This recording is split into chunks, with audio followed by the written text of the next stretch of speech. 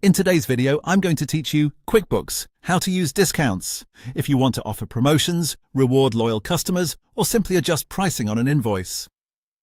QuickBooks makes it fairly simple to work with discounts once the feature is enabled correctly. In this walkthrough, I'll show you how to turn discounts on, set up a discount item for repeat use, and then apply discounts to invoices and sales receipts in the right way. To begin, you'll first need to enable the discount feature in QuickBooks. Start by selecting the Settings menu, then go into Account and Settings, and open the Sales tab. In the Sales Form Content section, look for the Discount option and turn that toggle on. Once it's enabled, save your changes.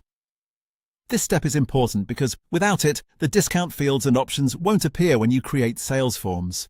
After that, if you plan to use the same discount regularly, it's a good idea to create a permanent discount item. To do this, go back to the gear icon, open Products and Services, and choose New. Select Non-Inventory as the item type, then enter a clear name for the discount, such as a percentage discount or a flat amount discount, depending on how you want to use it. Set the rate or price to the percentage or amount you want. Creating this item ahead of time helps keep your invoicing consistent and saves time when entering transactions later. Once the setup is done, you're ready to apply discounts on invoices or sales receipts. Click New, then choose either Invoice or Sales Receipt and select the customer for the transaction. If you want to add a discount as a line item, go to the product or service list and select the discount item you created. If you're using a percentage-based discount, enter the percentage as a negative value, so QuickBooks treats it as a reduction rather than an added charge.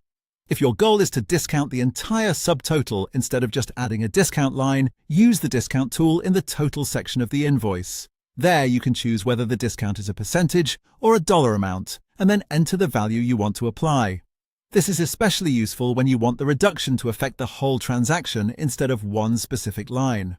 Finally, pay close attention to tax handling. QuickBooks lets you control whether the discount is applied before or after sales tax is calculated.